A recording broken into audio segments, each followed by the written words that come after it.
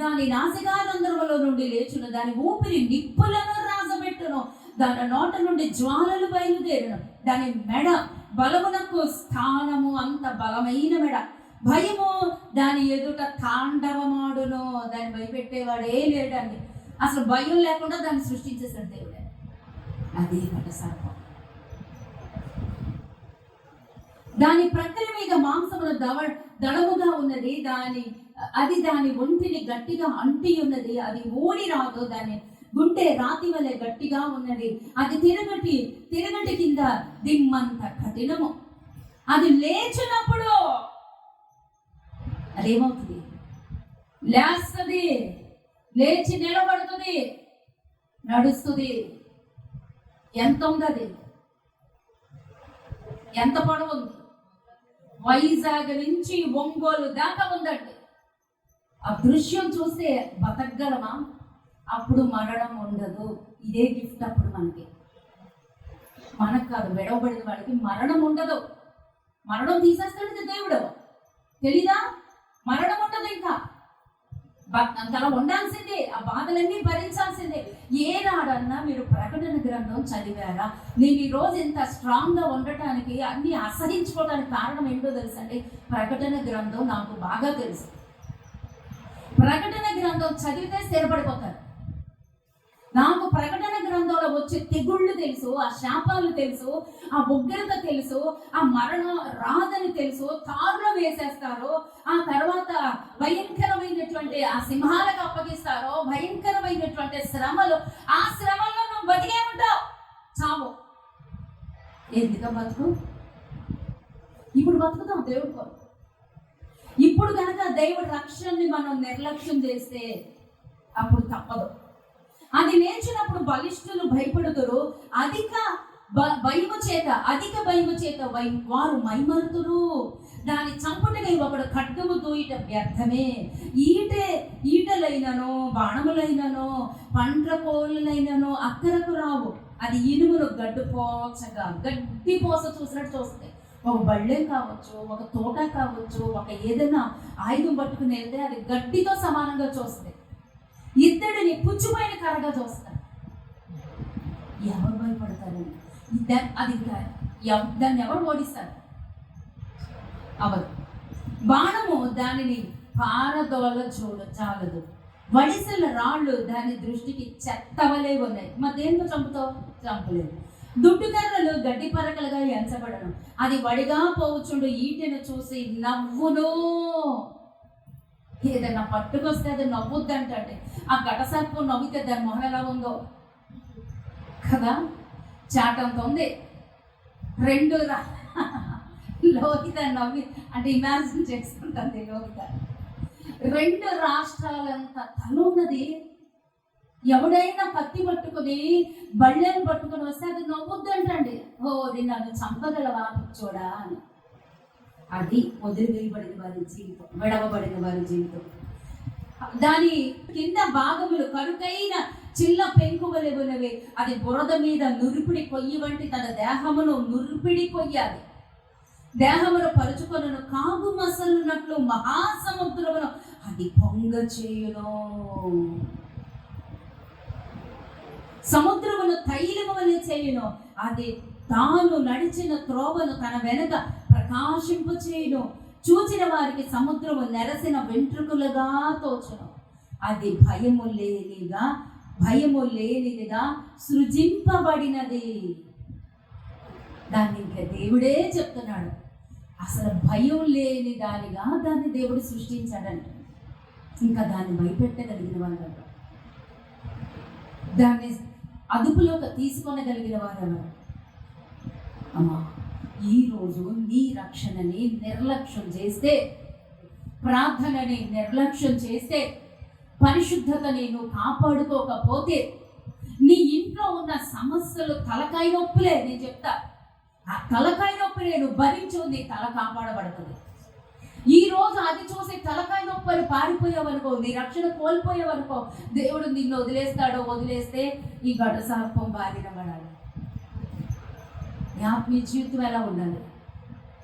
ప్రార్థనా జీవితం ఎలా ఉండాలి? ఇప్పటి శ్రమలు ఎన్న తగినవి కావని దేవుడే చెప్తున్నాడు కదా. నాన్న రవి యోబుకి ఏం చెప్తున్నాడు? యోబు, నీ బిడ్డలు చనిపోయారని భయపడుతున్నావు, నీ ఆస్తి ఎంత పోయిందని నష్టపోయారని భయపడుతున్నావు, నీ పేరు ప్రఖ్యాతులు పోయిందని భయపడుతున్నావు, నీ శరీరం అంతా కుళ్ళిపోయిందని నువ్వు బాధపడుతున్నావు, నీ భార్య నిన్ను అసహించుకుందని బాధపడిపోతున్నావు, నిన్ను పరామర్శించడానికి వచ్చినటువంటి నీ యొక్క స్నేహితులు నిన్ను చూసి అవమానిస్తున్నారని భయపడదు. ఎన్ని అవమానాలు ఉన్నాయండి మనకి. కన్న బిడ్డల దగ్గర అవమానమే, కట్టుకున్నోడి దగ్గర అవమానమే, కొంతమంది భార్యల వల్ల భర్తలకి తలకాయ నొప్పే. అవునా కదా? అటు ఉంటాయండి, ఇటు ఉంటాయండి. అవునా? ఇవన్నీ ఉంటాయి, ఇవన్నీ ఉంటాయి. కానీ దేవుడు అన్నాడు, ఇవి కాదమ్మా, ఇవి కాదు శ్రమలంటే, ఇవి కాదు రాబోయేవి శ్రమలు. ఆ శ్రమలు నీ దాకా రాకుండా ఉండాలంటే ప్రార్థన చేయి, విశ్వాసం కాపాడుకో. యోబు, ఈ చిన్న శ్రమకే నువ్వు ఇంత బాధపడిపోతున్నావే. చిన్న శ్రమ అది చెప్పండి ఒకసారి. మొత్తం కోల్పోయాడు, ఇంకేముంది? ప్రాణం ఒకటే ఉంది, శరీరం కూడా కుళ్ళిపోయింది. ఏముంది ఆయన బతకడానికి? ఆశలు ఉన్నాయా? ఎవరికైనా ఇష్టమా? ఆయనే అంటున్నాడు, అయ్యో నా తల్లి గర్భంలో పిండముగా ఉన్నప్పుడే జారిపోయినా బాగుండేది కదా. అంటే నా తల్లి అభాషణ అయిపోతే ఎంత బాగుండు, భూమి మీద పడకుండా ఉంటే ఎంత బాగుండు, అసలు బతకకుండా ఉంటే ఎంత బాగుండు అనుకున్నావు నువ్వు కూడా. నాకు ఎందుకు బాధ, ఎందుకు పెళ్ళి, ఎందుకు పిల్లలు, ఎందుకు తలకాయ నొప్పులు అనుకుంటావా? అనుకుంటాం, చాలాసార్లు అనుకుంటాం. విసిగిపోయిన ప్రతి ఒక్కరు అనుకుంటారు. అలా అనుకున్న యోబు దగ్గరికి వచ్చే దేవుడు బలపరుస్తూ ఈ ప్రశ్నలన్నీ వేసే, యోబు నువ్వు అనుకుంటున్నావు ఇది మహాశ్రమ అనుకుంటున్నావు. నాయనా యోబు, నాయనా ఇది మహాశ్రమ కాదు, ఇప్పుడు మరలా నిన్ను నేను దీవిస్తాను, ఇది పరీక్ష మాత్రమే. నీ విశ్వాసాన్ని కాపాడుకో. శ్రమ అంటే ఏంటో చూపించిన నేను. ఒకనాడు లెవియథాన్ రాబోతుంది. అది శ్రమ అంటే, అది శ్రమలంటే దాని ద్వారా నలిగిపోతారు ప్రజలు. నిలవ నీడుండదు, తినటానికి ఆహారం ఉండదు, చావు రాదు. అది శ్రమలంటే. ఇది కాదు నీకు శ్రమ. నీ శరీరాన్ని మరల సజీవంగా నింపగలుగుటకు నీ శక్తివంతుడని. నువ్వేదైతే కోల్పోయావో అది మరలా రెండంతలుగా ఆశీర్వదించడానికి నేనున్నాను నీ పక్షాన. నీ విశ్వాసాన్ని కోల్పోవద్దు, నీ విశ్వాసాన్ని కోల్పోవద్దు, నీ నమ్మకాన్ని నువ్వు కోల్పోవద్దు. ఈ చిన్న చిన్న బలహీనతల దగ్గరే నువ్వు విశ్వాసాన్ని కోల్పోతే రానున్న రోజులు ఇదిగో ఇలా ఉన్నాయి. మహాసర్పము, ఘట సర్పము భూమి మీదకి రాబోతుంది. దాని ద్వారా ప్రజలందరూ భయకంపితులవుతారు. అది శ్రమ అంటే. యోబు, ఇప్పుడు నీకు వచ్చిన జబ్బు రోగం కాదు, జబ్బు శ్రమ కాదు. అది ఎందుకు వచ్చిందో దేవుడికి తెలుసు, కొన్ని మనకు కూడా తెలియదు. దేవుడు నిన్ను అడుగుతున్నాడు. దేవుడు ఆలోచనలో నీవు ఉన్నావు. దేని మీద మమకారం లేకుండా చేసేస్తాడండి. దేవునిలో ఉన్నప్పుడు దేని మీద ఆశలు ఉండవండి, దేని మీద మమకారాలు కూడా లేవు. ప్రాణం, ఆత్మ, దేహం సమస్తం దేవుడికి అంకితం అయిపోతాం. దేవునికి స్తోత్రం కలుగునుగా. ఈరోజు నీకు ఏదైనా శ్రమ వచ్చిందా నాన్న? నీకు ఏదైనా శోధన వచ్చిందా? ఇంట్లో వాళ్ళు తిడుతున్నారా, బాధలు పెడుతున్నారా? నీ జీవితం అదే మంచిదమ్మా, అదే శుభ పరిమాణం, అదే శుభ పరిణామం. నేను చెప్పనా? ఇప్పుడు సూటిగా చెప్పనా? నువ్వు ఇంట్లో పడుతున్నావు కదా బాధలు, మనశ్శాంతి లేకుండా, భార్యాభర్తల మధ్యన, తల్లి బిడ్డల మధ్యన, కుటుంబంలో ఆర్థిక ఇబ్బందులు, ఇరుకలు, ఇవన్నీ ఎందుకు వచ్చినాయి అంటే ఈ మహాశ్రమ నుంచి నిన్ను తప్పించడానికి. ఎందుకు వచ్చినాయి అంటే దాని నుంచి నిన్ను విడిపించి పరలోక రాజ్యం తీసుకెళ్ళడానికి నీకు అవి సహాయపడుతున్నాయి అని నీకు తెలియట్ల. పిచ్చి మొద్దు అంటున్నాడు యోబు. నేను అలా యోబుని దేవుడు అన్నాడు. దేవునికి స్తోత్రం కలుగునుగాక. యోబు కృంగిపోయి ఉన్నాడు, యోబు కృంగిపోయి ఉన్నాడు. అన్ని పోయిన వైభవం అంతా పోయింది, పోయింది, పోయింది. అప్పుడు వచ్చాడు యోబు దగ్గరికి. ఎక్కడ చివరికి వచ్చేసరికి వచ్చాడు. ఎన్ని ప్రశ్నలు వేశాడు, ఆ బలం గురించి ప్రశ్నలు వేశాడు. శ్రమ అంటే ఏంటో నీకు చూపిస్తాను యోబు. ఇది కాదు, ఇది నిన్ను పరీక్షిస్తున్నాను, ఇది నిన్ను పరిశోధిస్తున్నాను. ఈ పరీక్ష నిన్ను నీతిమంతుడిగా నిలబెడుతుంది. దేవునికి సమస్త మహిమ కలుగును గాక. ఈ రోజున నేను వాక్య ప్రకారం చెప్తా, ఒక సేవకురాలుగా చెప్తున్నాను, చెప్పాల్సిన బాధ్యత నాదండి. కళ్ళకి ఎదురైపోతాను తెలుసండి వాక్యం కోసం. అంత అర్థం అవ్వాలా, అంత నేర్చుకోవాలా, ఇక్కడ మళ్ళీ చెప్పాలా, అది నేను పాటించాలా వద్దా చెప్పండి. ఇక్కడేమో దేవదూతలాగా ఉంటే ఇంట్లో ఏంటది సాతాను దూతలాగా ఉంటే దేవుడు నన్ను వాడుకుంటాడా? ఖచ్చితంగా వాడుకున్నాడా? తీసి ఒక్క తల్లు దాన్ని పక్కన పడేస్తాడు. నాకు తెలుసు అది. నేను ఎందుకంటే గ్రంథాలు ఎక్కువ చదువుతాను, పాత నిబంధన గ్రంథాలు ఎక్కువ చదువుతాను. పరిశుద్ధతని పోగొట్టుకోకూడదు, దేవుడి విశ్వాసాన్ని పోగొట్టుకోకూడదు. మనల్ని మనం భద్రంగా ప్రతి క్షణము మనల్ని మనం దేవుడికి లెక్క అప్పచెప్పుకుంటూ ఉండాలి. దేవుడు నేను రవి వాళ్ళ ఇంటికి వెళ్ళానండి, మా అల్లుడి ఇంటికి ప్రార్థన పెట్టమంటే కొంచెం భయపడ్డాను. వాళ్ళందరూ అల్లులు ప్రభా ఇంటి నిండా విగ్రహాలు ఉన్నాయి, దేవా నాకు ఏదైనా అటాక్ జరుగుద్దేమో. సర్లే కానీ దేవుడు నామలు యుద్ధం చేసుకుంటూ వెళ్ళిపోతాను, దావీదు దేవుడు యుద్ధం చేశాడు, మీరు రెడీ ప్రభా నన్ను వాడుకో అన్నాను. వెళ్ళిపోయానండి. చాలా బాగా జరిగింది. లాస్ట్ ప్రేయర్ నేను చేస్తున్నానండి. లాస్ట్ ప్రేయర్ నా పిల్లలు వచ్చారు, వాళ్ళని కూడా తీసుకెళ్ళా. పద్మ, సునీత, ఇంకా చంటి పిల్లలు వచ్చారు, వాళ్ళని తీసుకెళ్ళాను. లాస్ట్ దేవుడు నాతో మాట్లాడుతున్నారు, నువ్వు ఉజ్జావి కావు, నువ్వు నా మందసం మోసుకుంటూ వెళ్ళావు. నువ్వు ఒబేదేదు మందసాన్ని మోసుకుంటూ వెళ్ళాడు. ఒబేదేదు ఇంటిలో మందసం 3 నెలలు ఉన్నప్పుడు ఇంట్లో 68 మంది రక్షణ పొందారు. మోసుకుంటా వెళ్ళినాను. నన్ను తీసుకెళ్ళు, నేను వస్తాను, నువ్వు ఎక్కడికి వెళ్తే అక్కడ వస్తాను. ఆత్మల్ని చెరబడతానండి. ఇప్పుడు నేను చెరబట్టేస్తాను. ఏసని అడుగు, ఆత్మల్ని చెరబడతాను. సాతానికి తెలుసా చెరబట్టడం? దేవుడి బిడ్డలో మనకు మాత్రం రోషం లేదా? దేవుడు అన్న నువ్వు ఎక్కడికి వెళ్తే అక్కడికి నేను వస్తాను, నన్ను తీసుకెళ్ళి బయటికి, నాకు నువ్వు కావాలి. ఒబేదేదులాగా నా మందసాన్ని నువ్వు మోసుకుంటూ వెళ్ళు, నా సన్నిధిని మోసుకుంటూ వెళ్ళు, నా వాక్యాన్ని మోసుకుంటూ వెళ్ళు. నువ్వు ఉజ్జావి కావు. మీకు తెలుసు గత ఈస్టర్ సండే రోజున ఇక్కడ దేవుడు ఎలా మాట్లాడాడో బలిపీఠాల కోసం. అంత లోతుగా దేవుడు ఆనాటి నుంచి నన్ను వెంటాడుతూనే ఉన్నాడు. రవి ఇంట్లో స్పష్టంగా మాట్లాడాడు, నువ్వు వేలు ఎవరు పిలుస్తారో వాళ్ళ ఇంటికి వెళ్ళి స్వాత ప్రకటించవచ్చు. వాళ్ళు వినపైన పనులను వలేసి వచ్చాయి. ఎక్కడ వల సముద్రంలో ఏముంటాయి? కెరటాలు ఉంటాయి. ఆ కెరటాలకి వచ్చినప్పుడు మనం భయమేసినా లేదా? భయపడకు, ఏ భయానికి భయపడకు. నువ్వు వెళ్ళు, నీకు నేను తోడుంటాను. నువ్వు వలై లాగే టైం వచ్చేసింది. నిన్ను నేను వాడుకుంటాను. ఆ రోజు అయిపోయిందండి. ఈస్టర్ సండే దేవుడు మాట్లాడారు, ఆ రోజు అయిపోయింది. మొన్న ఒక సండే ఒక రోజు నేను మా బాబుతో మాట్లాడతాను. ఆ రోజు దేవుడు అభిషేకించాడు. నీ నోట్లో నుంచి పలుకు ఎండిన సల్యాలని నేను ఒకటిగా చేయబోతున్నాను. వాటి మీద నరములతో పొదగబోతున్నాను, వాటి మీద చర్మముతో కప్పబడుతున్నాను. అవి చచ్చిన శవములుగా పడి ఉన్నప్పుడు 4 దిశల నుంచి జీవాత్మ వచ్చి వాటిని కమ్మి లెక్కింప సఖ్యముగా సైన్యముగా వాటిని నిలబెట్టడానికి నేను సమర్థుడని. ఇదే యెహోవా వాక్కు. హల్లెలూయా. వెళ్ళబోతున్నానండి. దేవుడు పిలుపు నాకు వచ్చింది. మీకు తెలుసా, నేను ఒక సండే ఒక దగ్గర బుక్ అయిపోయాను, రానండి ఇక్కడికి. ఒక సండే దేవుడు నాకేం చెప్పుతున్నాడో నాకు తెలుసండి.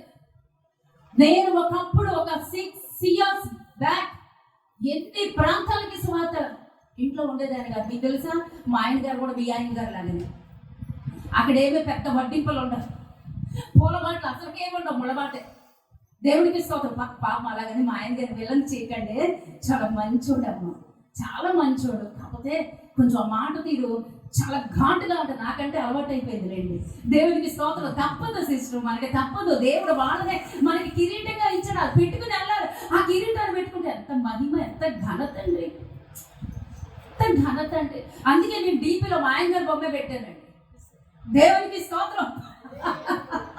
ప్రేమ ఉందో లేదో తర్వాత చూద్దాం.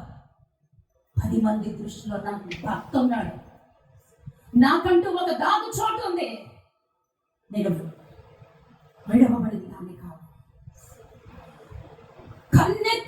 ఆయన ఎవరు కూడా చూడటానికి ఒప్పుకోను. ఆయన కన్నా ముందు నా భర్త ఎవడో తెలుసా అండి? దేవుడు. హల్లెలూయా. నా దేవుడికి ఇప్పుడు నా శరీరం కావాలి, నా ఆత్మ కావాలి, నా ప్రార్థన కావాలి, నా ధైర్యం కావాలి, నా సాహసం కావాలి, నా తెగువ కావాలండి. వాడదానివా, మగోడవా, ముసలోడవా, పిల్లోడవా, ఏమి దేవుడు చూడండి. మండుతున్న మంట కావాలి. ఆ మంట నాలో ఉందండి. ఆ దేవుడు చూశాడు. దేవుడికి స్తోత్రం కలుగును గాక. హల్లెలూయా, హల్లెలూయా. ఒక సండే నేను ఒక చోట బుక్ అయ్యాను. అది ఎప్పుడో నేను మీకు చెప్పనండి, చెప్తే రాదు. హల్లెలూయా. నా పని నేను చేస్తాను, మీ పని మీరు చేయలేదు అనుకోండి, మిమ్మల్ని లెక్క అడుగుతాడు దేవుడు. ఒక సండే వర్తమానానికి నేను బయటకు వెళ్ళబోతున్నాను. నా కొడుకు అన్నాడు, నాన్న నేను వెళ్ళినా, నువ్వు వెళ్ళి మమ్మీ నేను చూసుకుంటా అన్నాడు. అందుకే దేవునికి స్తోత్రం కలుగును గాక. హల్లెలూయా. ఒకటి తర్వాత ఒకరికి టర్న్ రాబోతుంది. నీ వంతు నీ మీదకి రాబోతుంది. అందుకు నేను దేవుడు సిద్ధపరుస్తున్నాడు. భయపడకు, కురిగిపోకు, చాతకారంలాగా చాతకారం మాట మాట్లాడదు. సమస్య వచ్చినప్పుడే దాన్ని తన్నాలండి లేచి. అది నేను దంటే నువ్వు వారిపోవడం కాదు. నీ బలమేంటో తెలుసుకో. శత్రువు ఎదురుగుండా నిలబడినప్పుడే మనలో నుంచి రోషం వస్తుందండి. నీ బలం తెలుసుకుందానా? ఒకవేళ నీ ఇంట్లో కుటుంబంలో సమస్యలు నాకు లేదా, ఇక్కడ దాకుంటాయి. హల్లెలూయా, హల్లెలూయా. ఒక్కటే నా మైండ్లో, నేను దేవుడికి కావాలి అంతే. నన్ను దేవుడు కోరుకున్నాడు అంతే. ఆ మాట దేవుడు, రవి ఇంట్లో దేవుడు నాతో మాట్లాడారు. నువ్వు వెళ్ళిపో, నన్ను బయటికి తీసుకెళ్ళు, నీ ద్వారా నేను వస్తాను. వాడుకు పెట్టిన ప్రతి స్థలంలోకి నేను వస్తాను. వాడుకున్న బంధకాలు నేను తెంపుతాను. నీ ద్వారా ఆనాడు దావీదు యుద్ధాలు చేశాడు, దేవుడు యుద్ధాలు చేశాడు. ఆ మాట అందుకేనండి నేను రాజుల గ్రంథం అంతలాగా చదువుతాను. నేను చేస్తాను ప్రభువా, నా వేళ్ళకి పోరాటములు, నా చేతులకి యుద్ధం నేర్పు ప్రభువా. అదండి నా టార్గెట్. ఇప్పుడు కాదు, గత 20 ఏళ్ళ నుంచి ఇదే ప్రార్థన. నా చేతులకి యుద్ధములు, నా వేళ్ళకి పోరాటం నేర్పించు ప్రభువా. నేను చేస్తాను యుద్ధం, నీ పక్షాన్ని నిలబడతాను. నాతో నువ్వు రా. ఆ వడిసే రాళ్ళు అవి ఒక్కటి చాలు ప్రభా, పట్టుకుని వెళ్తాను. నా దగ్గర రా, నన్ను వాడుకో. అబలన్న మాట నేను ఎప్పుడో మర్చిపోయాను. నేను నీకు కావాలి కాబట్టి నేను వచ్చేస్తాను. నీ తీర్మానం ఏంటి? ఎంతకాలం నిర్లక్ష్యం? ఎంతకాలం ఎంతకాలం ఎంతకాలం నీ ఆత్మ కోల్పోయేదాకా, దేవుడు విసుగుబుట్టి నిన్ను వదిలేసేదాకా. ఆయన వదిలేస్తే ఏమవుతావు? ఆయన వదిలేస్తే ఏమవుతావు? దిక్కుండదండి మనకి, దిక్కుండదు, చెప్పుకునే దిక్కుండదు. అతి స్థితి మనకు రాకుండా ఉండదు గాక. సమయం ఉండగానే మనం ఆ సమయాన్ని సద్వినియోగం చేసుకుందామండి. దేవునికి స్తోత్రం. హల్లెలూయా, హల్లెలూయా. ఎంతకాలం నిర్లక్ష్యం, ఎంతకాలం? మేరీ అడుగుతుందండి, మేరీ అడుగుతుంది, అక్క నువ్వు మా ఇంటికి రాక నెలకు ఒక్కసారి. వాళ్ళ ఇల్లు ఎక్కడో తెలుసా అండి? పంజాబ్ హోటల్. ఎక్కడ? లేకపోతే అదేంటి మా అల్లుడి ఇంటికి వెళ్ళి వచ్చాను మన 7 హిల్సా? కాదండి, వాళ్ళది ఎక్కడో తెలుసా? నిడదవోలు. తల్లిగా వస్తాను రా అన్నాను. హల్లెలూయా. ఎనకాల ఏం జరుగుతుందో తెలియదు. దేవుడు నన్ను వెళ్ళమన్నాడు, వెళ్ళు. మరి ఇంకో మాట సర్వ సూటిగా దేవుడు నాతో మాట్లాడారు. అది ఇప్పుడు చెప్పలేదు, అది నేను ఫాలో అవ్వబోతున్నాను, అది నేను చేస్తాను. దేవుడు నాతో మాట్లాడాను. నీకే నేను అప్పగించిన బాధ్యత. నువ్వెవరో తెలుసా? కాపరివి, ఆత్మల కాపరివి. బాధ్యత అంతా నీదే. నీ ద్వారానే అక్కడ నేను కార్యం జరిగించబోతున్నాను. వేరే వేరే వేరే వేరే ప్రేయర్స్ కూడా నేను స్టార్ట్ చేస్తున్నానండి. కొంతకాలం వైపు మర్మంగా ఉంచబోతున్నాను. దేవుడు నాతో మాట్లాడాడు, నిన్ను నేను వాడుకుంటాను, నిన్ను అభిషేకిస్తా, నీ ద్వారా కొన్ని కార్యాలు జరగబోతున్నాయి. సాతాను రాజ్యం కుప్పగోలబోతుంది. ఎరికో గోడల బీటలు వారబోతున్నాయి, కూలిపోతుంది. నువ్వు స్టార్ట్ చేయి. దేవునికి స్తోత్రం. కొన్ని నేను స్టార్ట్ చేస్తున్నానండి, కొన్ని స్టార్ట్ చేస్తున్నాను. అవి కొంతకాలం మర్మంగా ఉంచుతాను. హల్లెలూయా, హల్లెలూయా. మర్మం ఎందుకు లేండి, వెళ్ళబోతున్నాను. కొన్ని గృహ కూడికలకి నేను వెళ్ళబోతున్నాను, కొన్ని ఊర్లు నేను వెళ్ళబోతున్నాను, కొన్ని సంఘాలకి నేను వెళ్ళబోతున్నా. దేవుడు నన్ను పిలుస్తున్నాడు, నువ్వు రా, నీ టైం వచ్చింది, ఇది నీ టైం. ఆనాడు పేతురు వంకాడు, అబద్ధమాడాడు, పారిపోయాడు. అతను దేవుడికి కావాలి, అతను దేవుడికి కావాలి. మండుచున్న గుండె. ఆయన అన్నాడు, మీరు క్రీస్తును సిలువ వేసి చంపారు, ఆయన సజీవుడు, ఆయన తిరిగి లేచాడు, అందుకు నేను సాక్షిని. ఒకప్పుడు పారిపోయాడు, ఇప్పుడు నేను పారిపోను. ఏం చేస్తావో చేసుకో అన్నాడు. ఏం చేస్తావో చేసుకో. దేవుడికి స్తోత్రం. ఆ తెగువ నీకు కావాలి, ఆ తెగువ నీలో ఉండాలి. ఎంతకాలం నాన్న ఉద్యోగం చేసుకొని సంపాదించుకొని మూటలు కట్టుకొని రాత్రి తెల్లారు లేసింది మొదలుకొని రాత్రి వరకు సంపాదన సంపాదన సంపాదన, తింటాము, సంపాదించడమో తింటామో, ఇక మనం కూడెట్టుకోవడం. ఏం చేస్తావు? ఇవన్నీ తీసుకెళ్ళి దేవుళ్ళు లేకపోతే ఎంతవరకు బతకాలో అంతవరకు బతుకో, ఎంతవరకు సంపాదించుకోవాలి అంతవరకు సంపాదించుకో, ఎంతవరకు కూడబెట్టుకుంటావు అంతవరకు కూడబెట్టు. కానీ దానికి కాదు నీ ప్రాధాన్యత. మొదట దేవుడికి ఇవ్వు. దేవుడి దగ్గర నీ యొక్క విశ్వాసాన్ని కాపాడుకో, నీ పరిశుద్ధతని కాపాడుకో. కోల్పోవద్దు. కోల్పోయినాడు. మన దగ్గర బైబిల్ పరిశుద్ధ గ్రంథంలో ఎంతమందిని మనం చూస్తాం, ఎంతమంది కోల్పోయారు. ఇస్కరి యోధా కోల్పోయాడు, యెరోబాము కోల్పోయాడు, సౌలు రాజు కోల్పోయాడు. ఎంతమంది కొత్త నిబంధన మత్తయి సువార్తలో దేవుడు వాక్యం సెలవిస్తాడు. చాలా ధనవంతుడు యవనస్తుడు. ఆయన వచ్చి అడుగుతాడు, అయ్యా చిన్ననాటి నుంచి నేను 10 ఆజ్ఞలు నేను పాటిస్తున్నాను అంటే ఆయన చూస్తాడు ఒక్క చూపు, నీలో ఒకటి కొదువుగా ఉన్నాడు, నాకు చెప్పు ఆయన అది కూడా పాటిస్తాను. నువ్వు చాలా ధనవంతుడు, నీ ఆస్తి తీసుకెళ్ళి అమ్మే అన్నాడు, నీ ఆస్తి తీసుకెళ్ళి పేదలకు ఇచ్చా అన్నాడు. వ్యసన పడుతూ అక్కడి నుంచి వెళ్ళిపోయాను అని వాక్యం ఉంది. ఆ ఆస్తి, ఆ డబ్బే దేవుడికి అతనికి మధ్యలో అడ్డుగోడగా వచ్చేసింది, మధ్యలో అడ్డుగోడగా వచ్చేసేది, వెళ్ళిపోయాడు. కానీ అతనే కనుక లోబడి ఉంటే మహా గొప్ప శిష్యుడు అయిపోయేవాడండి, మహా గొప్ప శిష్యుడే. ఆ రకంగా నువ్వు ఎక్కడ ఉన్నావా? కోల్పోతున్నావా? ఆశీర్వాదాన్ని, అభిషేకాన్ని, ప్రార్థన జీవితాన్ని, నమ్మకాన్ని ఎక్కడన్నా కోల్పోతున్నామా? జాగ్రత్త నాన్న, ఇది శాశ్వతం కాదుమా. సంపాదించుకో, తిను, సుఖంగా ఉండు, సంతోషంగా ఉండు, విశ్వాసాన్ని కాపాడుకో. ఒకవేళ నీ జీవితంలో పోరాటాలున్నాయా, అంతకన్నా ఎక్కువగా నేను దీవిస్తాడు. అదే ఈరోజు చెప్తున్నాడు మా, అదే ఈరోజు చెప్తున్నాడు పరిశుద్ధాత్మ తండ్రి. నేను బ్రతిమలాడేది ఏంటో తెలుసా, నేను ధైర్యపరిచేది ఏంటో తెలుసా, నీకు వచ్చినటువంటి సమస్య ఇక్కడ నాకు చాలా మంది తెలుసు, పేరు చెప్పగానే కుటుంబంలో ఎన్ని సమస్యలు, భర్తల ద్వారా సంతోషించిన రోజులు లేవండి. వాడికి సంతోషం అన్నది అసలు ఎలా ఉంటుందో కూడా తెలియదు. కడుపులో నుంచి నవ్వటం, గుండెలో నుంచి నవ్వటం తెలియదు. అది భరించట్లేదా? వాళ్ళతో దేవుడు చెప్పే మాట ఏంటో తెలుసా? ఆనాడు యోగుతో చెప్పినట్టు, అమ్మా నీకు వచ్చిన శోధనలు ఇప్పుడు భయపడకమ్మా, నిన్ను ఆ ఘట సర్పానికి అప్పగించను, ఆ ఘట సర్పానికి అప్పగించనమ్మా. అక్కడి నుంచి నీకు తప్పించబడిపోతున్నానా, అందుకే నువ్వు ఇక్కడ శోధించబడుతున్నావు. నీ భర్త ద్వారా, నీ కుటుంబం ద్వారా, ఆర్థిక ఇబ్బందుల ద్వారా, అనారోగ్యం ద్వారా, సమస్యల ద్వారా ఎందుకు నువ్వు శోధించబడుతున్నావంటే రానున్న రోజుల్లో ఆ శోధన, ఆ సమస్య నీ దాకా రాకుండా నేను అక్కడి నుంచి బయటికి లాగేయడానికి చిన్న సమస్యకి నేను అనుమతి ఇచ్చానమ్మా. యోగుకి ఎవరు అనుమతించారు? యోగు శోధించబడటానికి ఎవరు పర్మిషన్ ఇచ్చారో? దేవాది దేవుడు ఎందుకు పర్మిషన్ ఇచ్చాడు? అతని విశ్వాసాన్ని, అతని నీతిని, అతని భక్తిని, అతని యథార్థతని అపవాది అయినటువంటి సాతాను దగ్గర దేవుడు సవాల్ చేశాడు. నా బిడ్డను ఎంత శోధిస్తావు శోధించుకో, నా బిడ్డ నన్ను ఎప్పుడు కాదండు, నాలో నుంచి వెళ్ళిపోడు. అదే నమ్మకం నీ మీద ఉంది దేవుడి మీద, దేవుడికి నీ మీద అదే నమ్మకం ఉంది. అందుకే నీ జీవితంలో పర్మిషన్స్ ఎందుకు? నీ శోధించబడ్డానికి. బయట ఎవరన్నా వచ్చి కొడితే ఒప్పుకుంటామండి, లాగా ఒకటి కొడితే 2 కొడతాం. కానీ భర్త కొడితే తప్పకుండా భరించాలి, ఏడ్చుకుంటే వెళ్ళిపోవాలి అంతే. అవునా? అది కొంతమంది స్త్రీలు కూడా ఉంటారండి, పాపం బాధ పెట్టే స్త్రీలు ఉన్నారండి, భర్తల్ని బాధ పెట్టే స్త్రీలు. ఎవరు దయచేసి నా బిడ్డలు మాత్రం ఎవరు అలా ఉండకూడదు. నేను అది ఆశపడతాను, ఎవ్వరు ఉండద్దండి దయచేసి. మనము ఆశీర్వదించబడిన బిడ్డలు అమ్మ. లోకంలో మనకొద్దు, లోకంలో ఉన్నటువంటి చెత్త చెదారం మనకొద్దు.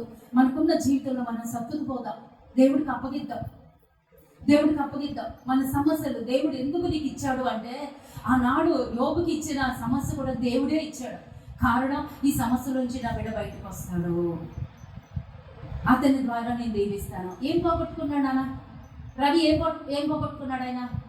ఆరోగ్యం పోగొట్టుకున్నాడు, ఆస్తి పోగొట్టుకున్నాడు, బిడ్డల్ని పోగొట్టుకున్నాడు, భార్యని అసహించుకుంది, స్నేహితుల్ని పోగొట్టుకున్నాడు. ఒక్క మాటలో చెప్పాలంటే సర్వస్వం పోగొట్టుకున్నాడు. అవునా? దేవుడి కోసం నష్టపోయాడు. కానీ దేవుడు ఏం చేశాడు? వడ్డీతో సహాయించాడు. మొదట 300 ఒంటెలు ఉంటే తర్వాత 600. లెక్కేసుకోండి. లాస్ట్ గ్రంథంలో యోబు లాస్ట్కి వచ్చేసరికి అన్ని డబ్బులే. మీకు ఇంకో మర్మం చెప్పనా అండి? అన్ని డబ్బులు ఇచ్చాడండి. నాకు ఎంత నవ్వు వస్తుందంటే బైబుల్ చదివితే, దేవా నువ్వు ఎంత జ్ఞానం ఏంటయ్యా, నాలాంటి పనికి మాలోళ్ళు ఉంటారని చెప్పి నువ్వు ఇంత బాగా ఇంత క్లియర్గా రాసించా. నేనే చదువుతానండి. లాస్ట్ అధ్యాయము స్నేహితులు తిట్టిన తర్వాత లాస్ట్ అధ్యాయం నేను చదువుతా 12. యెహోవా యోబును ఆశీర్వదించిన కంటే మరి అధికముగా ఆశీర్వదించను. అతనికి 14,000 గొర్రెలను, 6,000 ఒంటెలను, 1000 జతల ఎడ్లను, 1000 ఆడు గాడిదలను కలిగేను. మరియు అతనికి 7 కుమారులను, 3 కుమార్తెలను కలిగిరి. అతడు 2వ దానికి అన్ని పేర్లే. ఓకే. తర్వాత ఆ దేశం అందంతటను యోబు కుమార్తెలంతా సౌందర్యవంతులు కనబడలేదు.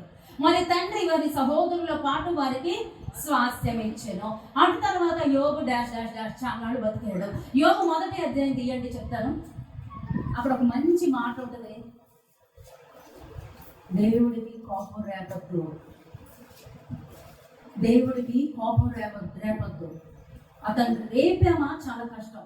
అతని ఆస్తి గురించి ఎక్కడ రాయబడిందమ్మా? ఇక్కడ ఉంది. 1వ అధ్యాయము యోబు 1వ అధ్యాయము ఆస్తి ఎక్కడుంది? చక్కగా రాయబడి ఉంటుంది. మొదట్లోనే ఉంది.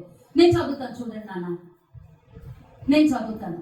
అతడు యథార్థవంతుడు, న్యాయవంతుడైంది, దేవుని యందు భయభక్తులు కలిగి చెడుతనమును విసర్జించిన వాడు. అతనికి 7 కుమారులను, 3 కుమార్తెలను కలిగి అండర్లైన్ చేసుకోండి. అతనికి 7,000 గొర్రెలను, 3,000 ఒంటెలను, 500 జతల ఎడ్లను, 500 ఆడుగాడిదలను, అతనికి 10 బహుమంది పనివారును, అతనికి కలిగిన ఆస్తియు ఉండిన కనుక అతడు తూర్పు జనులందరూ అతడే గొప్పవాడాయను. మరి చివరికి ఎంత ఇచ్చాడండి దేవుడు? ఎంత ఇచ్చాడు నాన్న? అతనికి 14,000 గొర్రెలు. ఇక్కడ గొర్రెలు ఎన్ని ఉన్నాయి? నాకు చెప్పాలి ఆన్సర్. నాకు చదువురా, చెప్పండి కొంచెం. 7,000 గొర్రెలు. లాస్ట్ వచ్చేసరికి ఎన్ని ఉన్నాయి? మళ్ళీ ఇక్కడ ఎన్ని వంటలు ఉన్నాయి?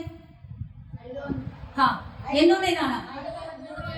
3,000 వెంట్లు ఉన్నాయి. లాస్ట్ ఎన్ని ఉన్నాయి? 6,000 వెంట్లు ఉన్నాయి. అక్కడ ఎద్దులు ఎన్ని ఉన్నాయి?